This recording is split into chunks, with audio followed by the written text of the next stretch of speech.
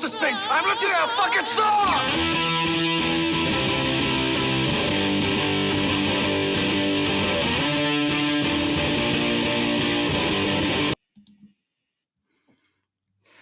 Hey everyone, welcome to the Devil's Joint. I'm JJ. I'll be your host today.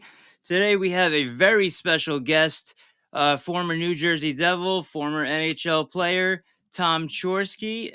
Welcome, Tom. Thank you for coming. We really appreciate it. Hey JJ, it's great to be here. Thanks for the invitation. No problem. I've been trying to get a lot of the players from your era to talk to. There's a lot of questions out there for guys in especially when you were in high school in that era too. So many questions about that. Things have changed so much over time. So before we get into it, University of Minnesota alumni, of course. I believe you were on the first World Junior Championship team, USA, that won a medal ever. You won a bronze medal. Is that true? Yeah, I believe that's true. It was in what was it, '86? So not long after the 1980 Miracle Run. We certainly were influenced by that. But yeah, we won a bronze medal. Pretty special time for hockey for USA Hockey to kind of get back on a roll. Yeah, it was just coming into fruition. Excuse me. At that time, and I believe another thing that happened around that time that you did that's really interesting, and I'm not sure a lot of people know about this, is you were part of the 1990 NHL Friendship Tour in the Soviet Union. Can you give us some insight on what went on, like what that was like? Yeah, I was with Montreal at the time. I had just turned pro, or maybe it was my second year there. But yeah, we had a chance to go over with I think the Minnesota North Stars were also over there, and Yes. we were touring around together. And we got to go to Moscow and Leningrad, and there was still some different, I guess it was just coming off, a long time ago, just coming off some of the more communism and things like that. So it was a kind of a big deal, back then when North Americans would come over, especially hockey players. A lot of interest in the games that we played, and we also got to tour around the cities, and the locals would come up to us and wanted to trade for some of the things we had from North America. They liked Levi jeans and things like that, and they were always wanting to trade some of their watches and things like that for some of our stuff. And but it was also cool for me because of that miracle on ice and the whole USSR, beating the Russians, and then to be over there 10 years later and get to go to Russia was a pretty cool experience. Yeah, that's really interesting how you said that they wanted to trade for your American stuff at that time. That's 1990 was a pretty weird year to be over there. So that's pretty interesting. I would consider you a lucky to be able to have that experience. Yeah, and it was Minnesota that also went over there. You were with Montreal at the time. I wanted to ask you this question, it's funny. It might be just totally off topic. When you played for the Islanders, that's my hometown team. Even though I've been a Devils fan since the '80s, you wore one of the ugliest sweaters of all time. It's when they took the fisherman off and put the Islanders logo on, but left the rest of the jersey with the that fisherman color, and I thought, well, as you know, a lot of people, when they say they see an ugly hockey sweater, that's a good hockey sweater. Do you remember wearing that, and do you remember feeling like, hey, this thing is ugly? Did you have any thoughts about that jersey? I really wanted to know personally about that. Yeah, I think some mixed feelings. I liked the crest better because it was the traditional Islanders crest. But yeah, it was slapped on the rest of the jersey. It still had the markings from, the what do they call it? The Gordon's Fisherman era, kind of, right. On the shoulders and then the piping. And there was some restrictions, I guess, that the team wanted to change the jersey more, but the league wouldn't let them. So the most they would let them do for at least for that season was to put the old logo back on. And so, yeah, it was a little disjointed and didn't look like it all went together. But like I said, I'd rather have that crest on the front than the fisherman. Yeah, for sure. That you know what? I didn't even expect an answer like that. That's very interesting. I don't know if you could see from your end, but I put up a picture of you in the jersey while you were Yeah, I saw it. you were chatting there. Yeah, Oh, I you did. could see it. Yeah. Okay, yeah. So, another question about jerseys in that era. I'm a collector of jerseys. I have Devils jerseys going back to the '80s till this year. When as a player, when you wore a jersey, what would happen to every jersey that you wore after a game? Where would they go? Well, I mean, right after a game in season, they go in the laundry and get washed. But and I don't know how it is these days, but you get the jerseys are they're stamped for authenticity on the Right. inside. There's a set. It says if it's set 1 or set 2 or set 3 from that particular season. And nowadays, they maybe I think probably do more and more sets per year, so they have more game worn jerseys. Back back in the 90s, it was a little less. And then usually at the end of the season, the team would, at least when I was with the Devils, and I think every team, they determine, which jersey or which set of jerseys they were going to let the players take home with them, because every year, teams get, now there's so many jerseys, teams have, I don't know, 5 or 6 different jerseys probably, but Too many. yeah, but then they would say, okay, well, this set is probably a couple years old, and sometimes it was a home or sometimes it was away, and they'd give it to you in your hockey bag to take after the season and take it home. All right, that's cool to know.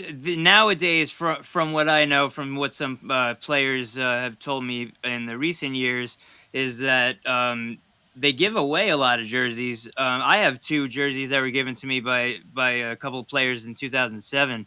But it seems like they have free reign to just take them and they just get a new one almost every game.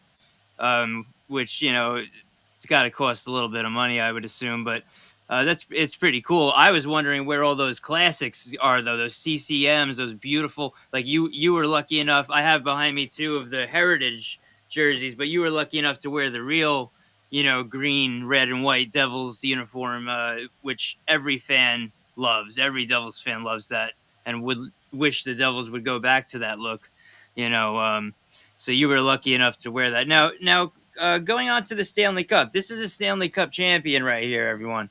I have a question from Tim Wood. He's one of my followers. He wanted to know who was after you won the cup in '95 and you guys were partying or whatever. Who was like one of the craziest guys out there with like partying after you guys won?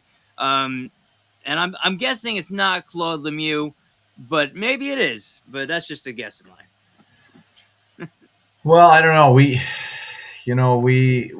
went, we did some different things together in small groups and in big groups. I remember one of the things we did was go on the David Letterman show, late night show. That was a smaller group of us, but they invited us to bring the cup on, and we poured coffee into his coffee mug, and we brought out the top 10 list. And going into the city, they sent limos, and we got hang out in the green room.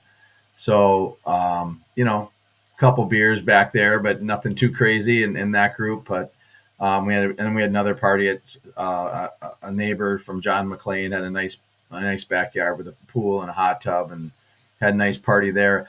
We didn't have any of the like guys like now when you see like whatever Ovi did, Right. when they won it, and some of the guys that are in, I don't know, bigger cities in Vegas and things like that where they can really go nuts. We and the other thing was that we didn't have phones with cameras and things like that, so Right.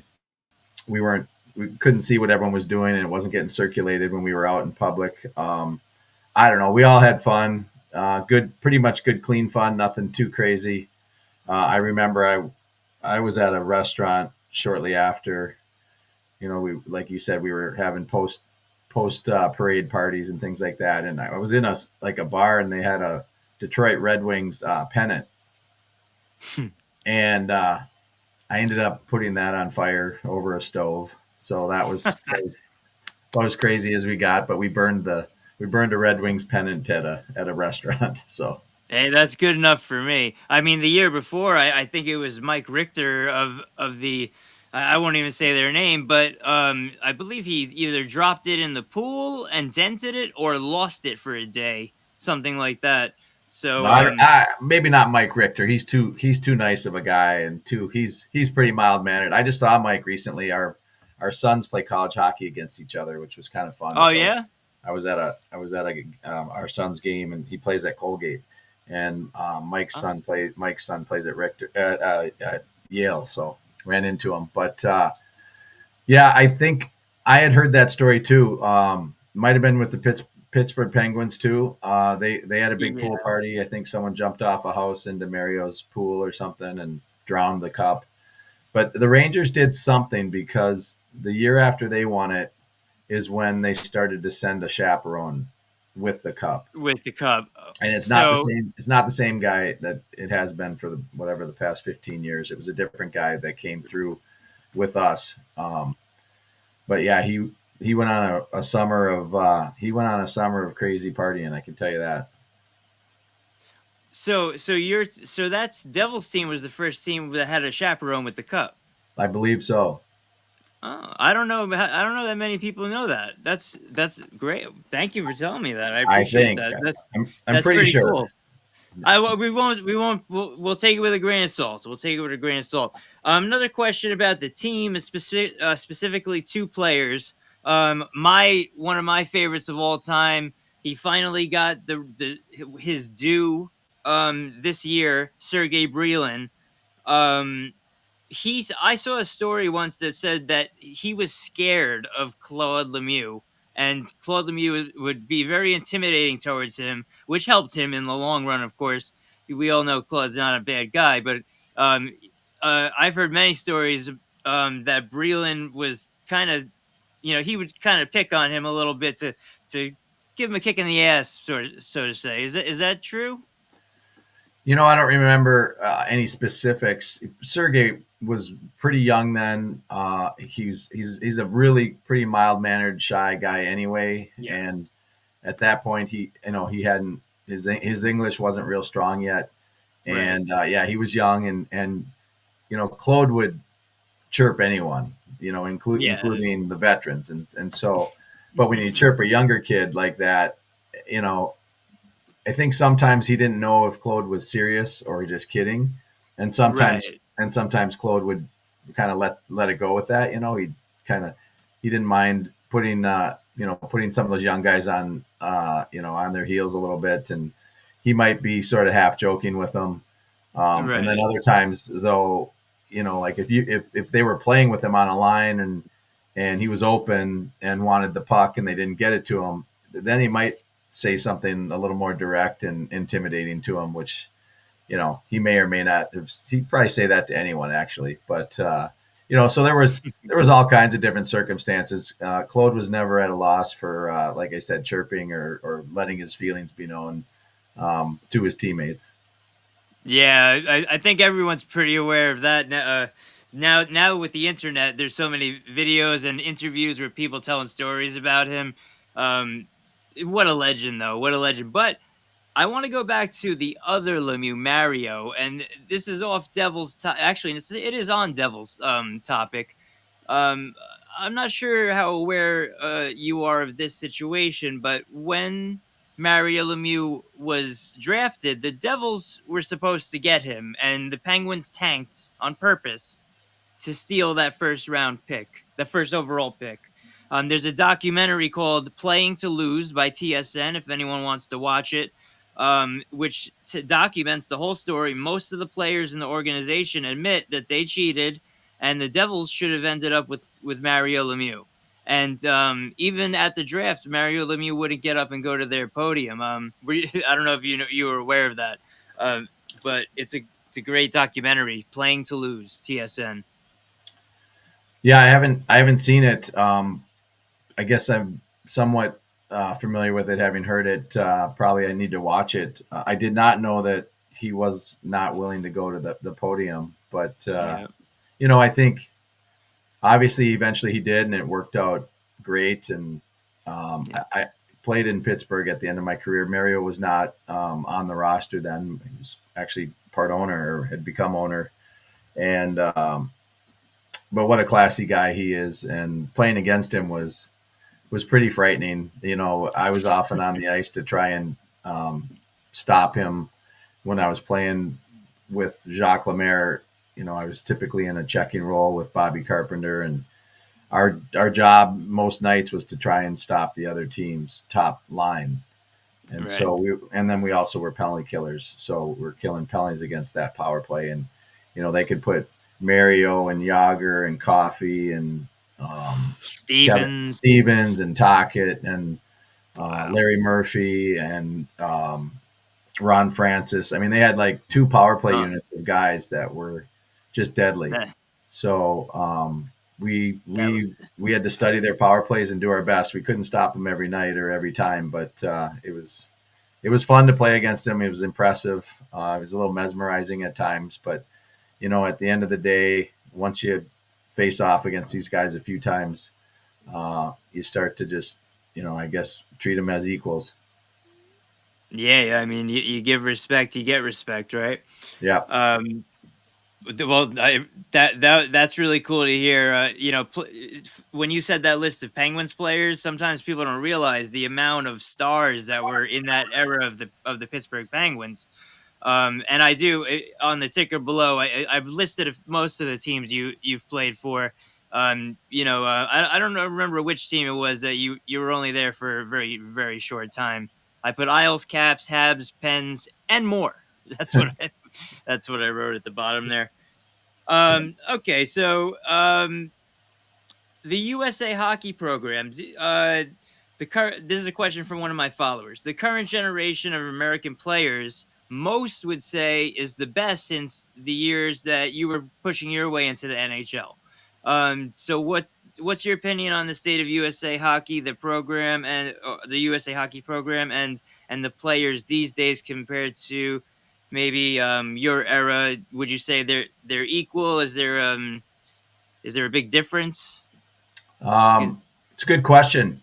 I think going back to my era, you mentioned Mike Richter. There was Brian Leach, yeah, Scott Young, Bill Guerin, Kevin Stevens, Mike Modano, Keith Kachuk, Amonte, Doug Waite, all these guys. I mean, those are the greats. Those are Hall of Fame type guys. I don't know if I said Brian Rolston, another one. He's a little on the younger side than some of those other guys, but still played on like the yeah. 90 whatever. There was a World Cup in like what 02 or Oh, two and yeah, something like that.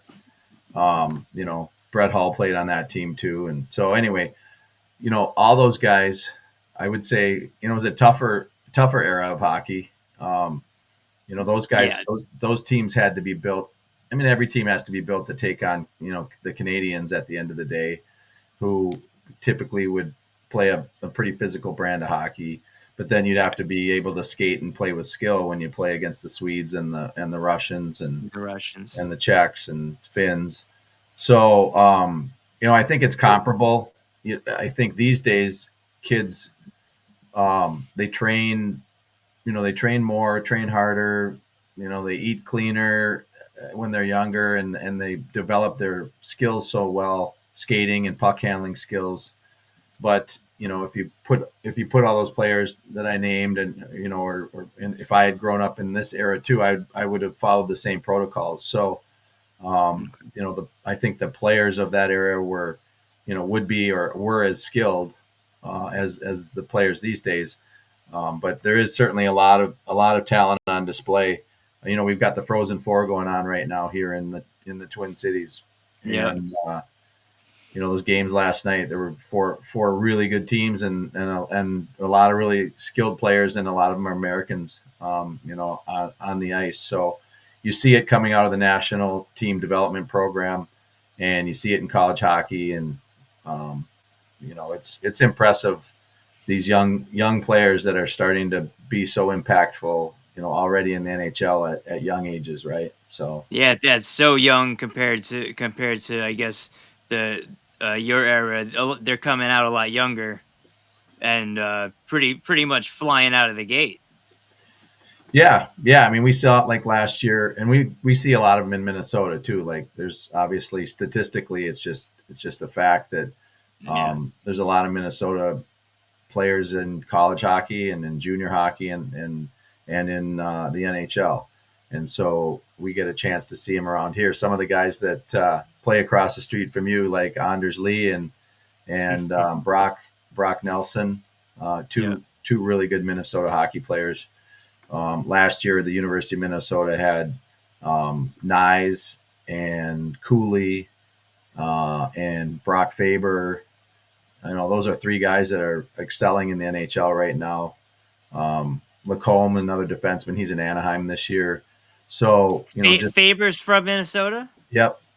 Oh, I didn't know that. Yeah. So, yeah, a lot of Americans, a lot of Minnesotans, just all around. Like, I see them all the time around Minnesota. Got to be proud. Got to be proud in Minnesota, especially in the hockey world. And probably leaving off a bunch that I could talk about too. Don't mean to do that. But. Well, of course. I mean, off the top of your head, it's always hard to just rattle off names and then you feel bad if you forget someone. I wouldn't feel bad. I'm gonna throw out one more question that I have, and then we're gonna talk about the United Heroes League. Oh, I thought I lost your audio there for a sec. Okay. And in 95 was a short lockout, shortened season. This is a question that I was wondering. You played in Italy before they came back. What was that like? Were there any other NHL players there with you? Yeah, so I had a buddy named Mike DeAngelis who played college hockey at Duluth, and we had met each other here in Minnesota in the off seasons prior, a couple of years before that.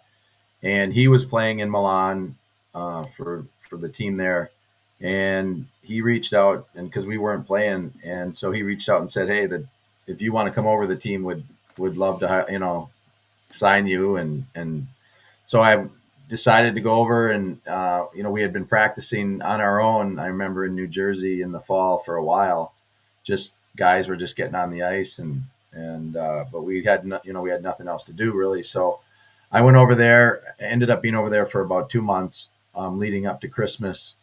But there were some other NHL players that were dropping in, for a month at a time, giving it a try or just getting on the ice. I remember Sergio Momesso came over for a little bit too. Momesso. I think he was playing for St. Louis at the time. And then I won't remember all the other players, but there were some players dropping in, and then maybe going over to like Sweden as well. Germany has, had a pretty thriving league then as well. And then, so, it was fun. It's beautiful in Italy, and you go on some road trips up into the Swiss Alps and things like that. And food was good. And, the level of play was a step down from the NHL. So, it was a little bit easier. It was a little bit easier to play, and it was pretty casual, at the end of the day, but had a lot of fun, good experience. But I was really happy when we got done with that lockout and we were able to get back to work in the NHL. Okay, so now, thank you so much for answering that. That was such a cool. When you mentioned Sergei Momesso, I haven't heard that name in so long. It just memories get brought back. So I saw that you were playing in Italy, and I was thinking, the Devils just came off of, Zelepukin scored that late goal, went into overtime against the Rangers. I don't want to say the name, but I'll do it. Mato, all that stuff. And then the lockout comes, right? So did that time off, you go to Italy, other players go here or there. Did that maybe, because because the Devils did come out that season and didn't look as good as they did previously in the playoffs. But that's normal. When you got players, a couple players here and there changing, whatever goes on in the locker room. But did you guys have the thought that you could definitely win the cup that year because you were just so close, right? That year before, were you guys in the mindset of we can win, even though in the standings during the season you weren't? I think you finished sixth or something like that. But was the team the mindset like we could definitely win the Stanley Cup? We almost did it a few months ago. Yeah, I remember feeling, right after we lost in '94, thinking how close we were, double overtime, game 7, a shot away. Yep. And also having been there, I'd been there since 91, 92, and was kind of part of the whole ramp up of Scott Stevens arrived the same week as I did, I think. And then Randy McKay, was another piece that got added in there. And then little by little, we got Breland and Rolston and Guerin. Scott Niedermeyer was emerging, star player. So I knew, and we had obviously Marty Brodeur, which was key. So we knew we were good enough. Then when we reconvened in 95, 94, 95 after the lockout, I think it just took a little while for us to, for everyone to get back in shape and get back in sync. Right. We weren't, we were trying to win as many games as we could, but we just weren't performing as well as some of the other teams. Again, the Rangers were still strong, Pittsburgh was still strong, Philly was strong, but the whole division was pretty good. Yeah. Yeah. So, the Legion of Doom was going strong, I think. And we talked about the Penguins and their lineup, but the important thing was that we had a lot of, the right pieces. We had great leadership from Scott Stevens and Ken Danico and John McClain and Bruce Driver. And, a playoff performer like Claude Lemieux. And then, like I named all these other guys, Scott Niedermeyer and Marty Brodeur and Billy Guerin was coming on strong. And so, it just took that regular season, the back half or the second half of that year to kind of gel.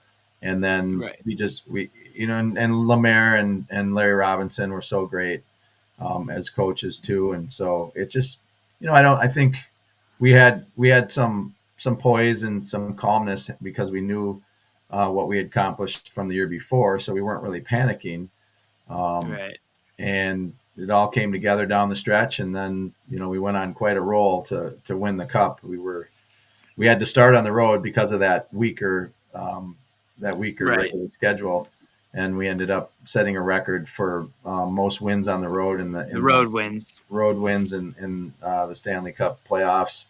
I think we were 16-4, and then we swept in the finals. So we were really cruising, and no one really recognized how good we were, how hard we were to beat. And I think that's part of the reason we had such success against the Red Wings is they probably underestimated us a little bit because they had a little more firepower. They obviously we had to start on the road. They were the home team. They were the favorites. But I think deep down inside, we knew we had something really, really kind of special because it just felt like every time they dropped the puck, we just kind of went into, I think John McClain used to say something like, we got to be businesslike, just be businesslike, take care of our business. And we would just kind of, hit the go button and everyone did their thing. And we had the trap or whatever. Everyone liked to talk about that, but. Well, they're all using it today, so they can't talk anymore. The Islanders use it. The Rangers use it. So. Yeah, it made we had the red line though back then, which made it even more effective. But really, all we were doing is we're creating. When you dump the puck in and try to forecheck, you have to get the puck back, right? So it's all about having puck possession, and the smarter thing to do is to create a turnover, in front of the net, whether it's at the top of the offensive zone or in the neutral zone, and then reattack. And that's all it was. It was a strategy to create, make the team move the puck into lanes that you could then fill and intercept the passes or cut them off and create a turnover and then reattack. And it was it was efficient, and it was fun to play. It was boring. People thought it was boring, but I think if you went back and looked at, the scoring chances that it caused and created, and maybe we would outshoot our opponents, and then when we did play a good team and they could get through it, or they could outskill us, like the Penguins maybe. We had Marty Brodeur, and our defense, our defensive core was amazing too. So we were a good team and hard to beat. Yeah, a lot of people don't see when they look at hockey, they don't look at it as a system, like a system. They don't see like how a system can win a game. They just see players skating, So the trap system was a great way to keep everyone from the outside and also get breaks out of your own zone. But you said you went into the Red Wings series. I wasn't going to bring it up, but I did want to ask you, and I actually wrote it down. I was going to skip it, but you said this, so I'm going to ask it. The media, you didn't say the media, but I'm going to add the media firmly counted you guys out. I in here in Newsday, I have I send you a picture of my old scrapbook. I have it somewhere, but everyone just said that the Devils have no chance against the Red Wings. Did that fire you guys up? Because you guys must have known that everyone was counting you out. Yeah, I don't remember reading the headlines too often, but by the time you get there, you've already won three rounds, right? You've won 3 series, and that alone gives you the confidence. And like I said, we were operating at such a high level of efficiency, and everyone on the team played and had a role. I mean, we had the crash line in if they were listed as the 4th line on the depth chart, they played like a 3rd line or absolutely. And we had guys that were on the power play that did their job, and we had guys on the penalty kill that did their job. We had offensive guys, we had tough guys, we had grinders. We just had the right makeup on the team, and everyone respected and appreciated, on the team, and everyone felt confident that the guy next to him was going to do their job and what they were, what their role was on the team. And Jacques Lemaire was the one that kind of orchestrated it all and got everyone to buy into, hey, this guy's going to go out there, and these guys are going to kill the penalties, and then you're going to have to sit and wait. And not everyone liked it, right? Because everyone wants to play more ice time and more minutes. And usually if you have to watch someone else go out, you think, well, I could do that job. At the NHL level, every player thinks they're as good as the next one.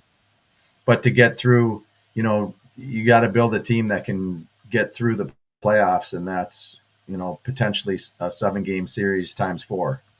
Yeah, and that team, that specific Devils team, was built in a way that there was no weak part of that team. Every line was strong. The defense was strong. You could even if you mix the lines up, every player knew their role.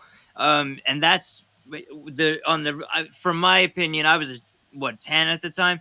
The Red Wings were more like they're the team with the star players. They're looking for the star to score and this and that. But the Devils were more like an underrated and a team that were given no chance in the finals by the media. From my scrapbook and from what I looked up before our interview, no one picked the Devils to even win a game in that series. They picked the Devils to be swept. So that's actually really funny. So thank you so much for talking about that. I want to ask you I'm going to put it up here, the United Heroes League. Let's talk about that. Tell me or tell us what it is, what it's about, and what you do, and what some of my followers can do to maybe help. Yeah. So United Heroes League is a nonprofit, 501c3. It was founded by a guy named Shane Hudella here in Minnesota, who grew up playing hockey. Ended up, being not a pro hockey player, but he after high school he went into the Army, but he had played goalie, and he was kind of a beer league hockey player. After his his service time was winding down, and he was around a Minnesota Wild practice, and a couple of the guys, I think it was Derek Bugard, rest in peace, Rest in peace. and Brent Burns. They saw him and they said, "Hey, what can we do what can we do to help you guys, you military guys around here?" And Shane got an idea that he said, hockey's expensive, equipment is expensive, the registration fees are expensive, and he started a equipment swap for military families to come and get equipment to get their kids into hockey. Well, it caught on real quick with the rest of the players, and then they got the NHLPA involved. And so players around the league, and we talked about this in Minnesota, a lot of pro players from Minnesota, and they come back here in the summer. So we had a golf outing, and he was able to get 18 NHL players to come and play a round of golf with 18 foursomes. And that was 15 years ago. And so when there started to be momentum with the players and the Players Association, then Bauer's gotten behind it. I don't know if CCM has ever sent equipment, but some of the manufacturers said, "Hey, we want to help out. We've got all this excess surplus equipment," and they started sending sticks and helmets and gloves and things like that. Originally, it was called Defending the Blue Line. Then they rebranded 5 years ago, become United Heroes League. We accept other equipment, other popular sports with baseball and soccer and lacrosse, and so we do equipment drives for that, and we get equipment, and then we reach out to over 30,000 military families around the country, and we let them know, hey, if you have a child that's in sports and you want to tap into this equipment or this gear, we're happy to send it to you. And then I raise money, do fundraising, and raise money for just like cash donations that we can then give out as grants, because not only is the equipment expensive, but the ice time and registration and paying for if you want to pay for your association dues or fees and things like that. So we have grants available, and we just built a rink on our property in Hastings, Minnesota. So we have an outdoor rink, but it's refrigerated, so it's kind of like the Winter Classic or the Stadium Series games. You play outside, and we're going to have a huge event in 2 years. It's called Hockey Day Minnesota. It's turned into like a week-long event. It's like a Stadium Series games, and they build a little village around the rink, and people come from all around to watch. And we have high school and college games. Probably going to have women's professional game out there. So we've got a lot of big plans, big goals, and so Shane hired me to try and help us raise more money and get the word out across the country. I think I'm going to try to do some events in Long Island and maybe in New Jersey, probably do a golf event with try to find some fans that want to pay a little bit extra and golf with a Devil or a Ranger or an Islander, and we'll just do it as a fundraiser for you. We want to do it as a fundraiser for United Heroes League and keep supplying these military families with the equipment and the funds that they need to keep their kids on the ice. That's amazing. And, it's just that's just a great thing overall. I don't know if you're aware, there's a place called Play It Again Sports, which is like a trading sports kind of trading. Started in Minnesota. Did it really? Yeah, I think so. Yeah. So I used to get some stuff there because it's very expensive to play hockey, and not everyone has the means to do it. So if someone wants to donate, they could go to unitedheroesleague.org and to donate. Yeah, absolutely. I mean, gently used equipment is welcomed, and someone else reached out on Twitter /X recently, said he's got a bunch of gear. I think I have to get back to him and explain, it's expensive to ship it to these days. So what we ask is that for them to maybe find a business that wants to cover the cost of shipping. If they've got, a big box of equipment, we can't pay for shipping. But we ask it, they find a sponsor that wants to do that, or if they want to cover it. Again, at the end of the day, since you're making a donation of equipment and shipping is part of the cost, that's a tax deductible write-off. So you can deduct that from your taxes too. So yeah, it all works out pretty well. It's a great program to be part of. These kids are sometimes they have a parent who's deployed, and they're down to one parent, and it's not easy. And military people don't make a lot of money, Yeah. or they come back from service and they've been wounded or disabled, and that makes things hard too. So Yeah. keeping kids in sports on the field and on the ice, it normalizes their life. It takes a little bit of stress and anxiety off the parents, and we all know how important it is to keep kids active, right? Keep him Away out of from trouble. keep them out of trouble, keep them off their screen for a little bit, and get them on a field or get them on the ice.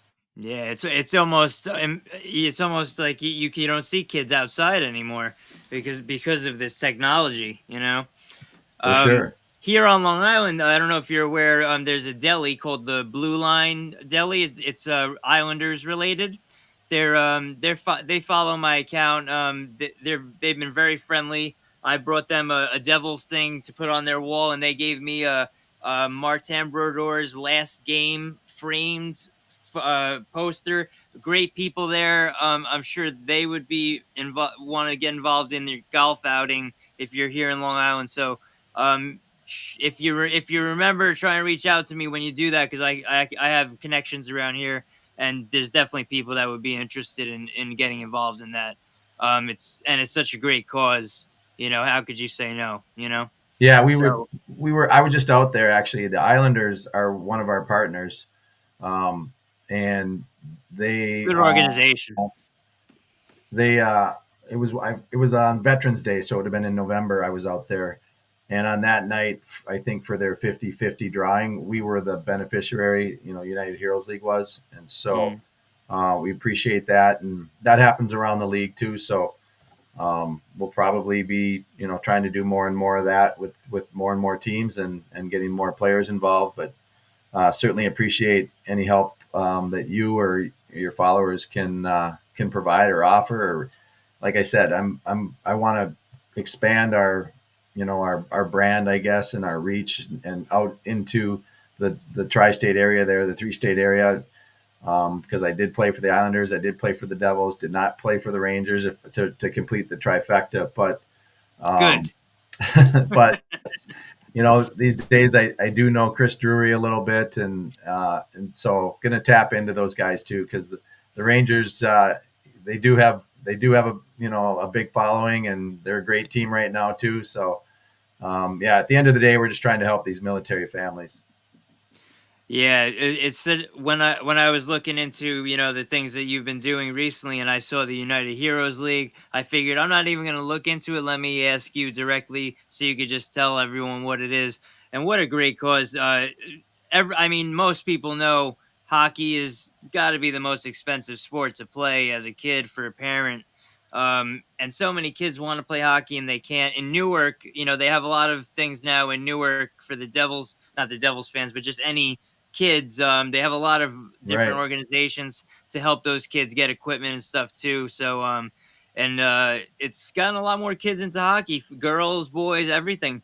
But to help the veterans families is something that hits close to home to me too. So I'm really glad that I was able to put that out there. My followers are very generous people. I'm sure some of them will definitely go to the site and probably get involved when you come around. So thank you for sharing Yeah. about that.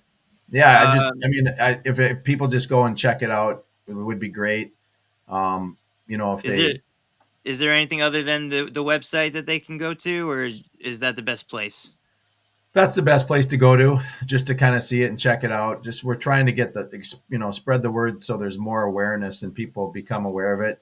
And then maybe if they know if they don't want to make a donation or can't make one, maybe they know someone who can. But I think appreciate just being able to talk about it on this podcast or vlogcast, whatever you want to call it. So that people can just maybe tell their friends about it, or maybe they know a family that can take advantage of if that doesn't know about us.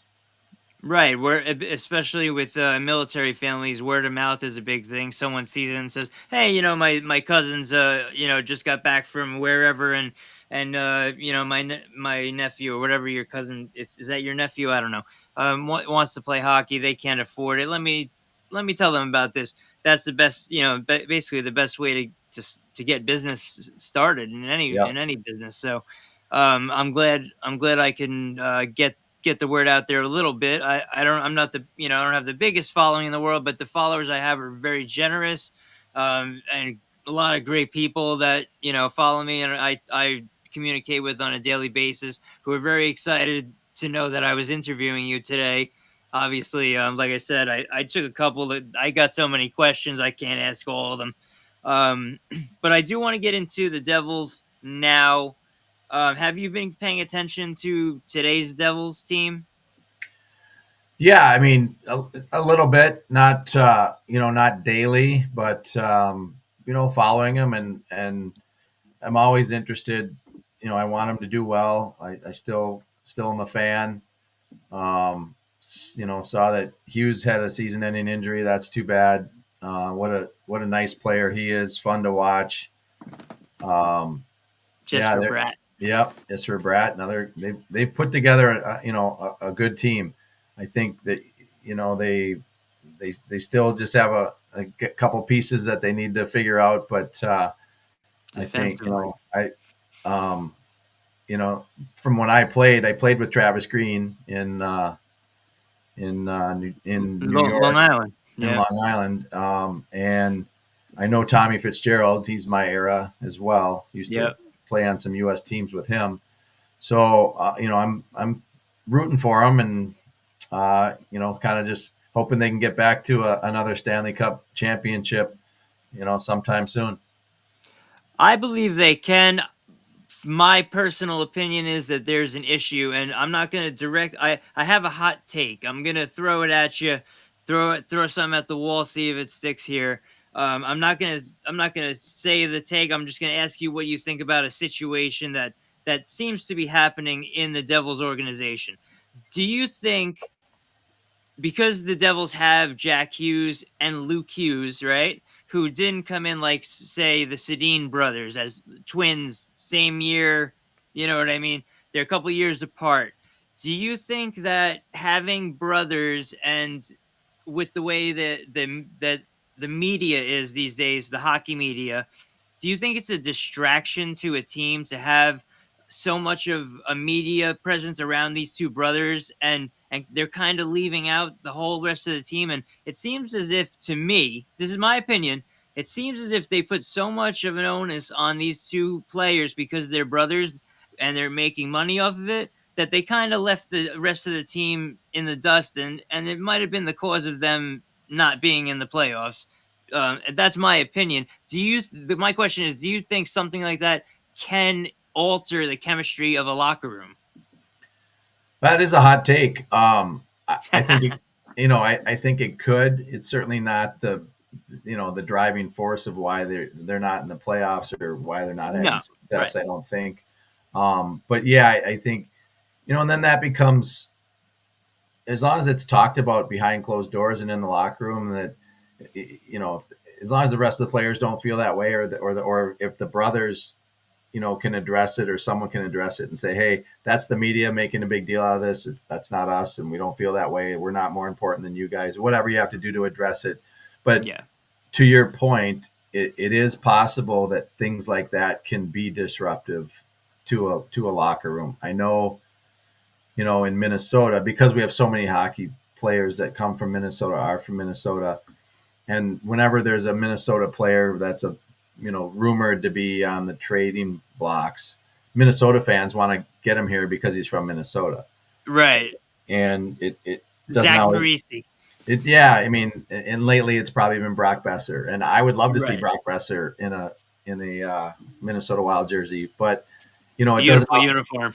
It doesn't always make sense. It has to make sense to the team. There's other factors to include, and this is what the point I wanted to make was, when there is Minnesota players on the Minnesota team, they are kind of the media darlings too. And Right. so I think the general managers are sensitive to that, because the rest of the players, all the media would be talking to all the Minnesota players and, be falling all over themselves and to talk to Minnesota guys. And yeah, the other, 15 guys who aren't from Minnesota are like annoyed and don't understand why everyone thinks these Minnesota guys are so great.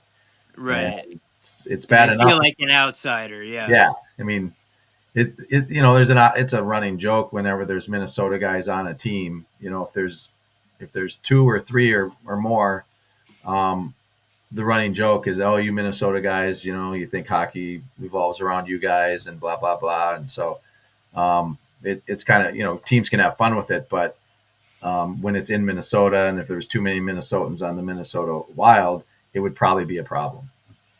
That makes a lot of sense. It's very similar to relatives, a bunch of like I don't believe personally that Quinn Hughes would want one of his brothers on Vancouver. I think he would rather be by himself, and he's doing well by himself.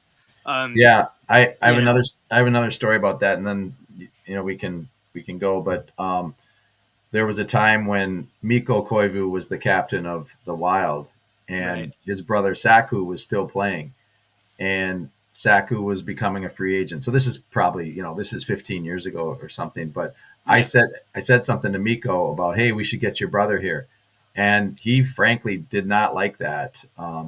He took that, and I was at a restaurant and said it to him, and he got kind of mad. He was a really prideful guy, and he said something like, "Oh, this Koivu's not good enough."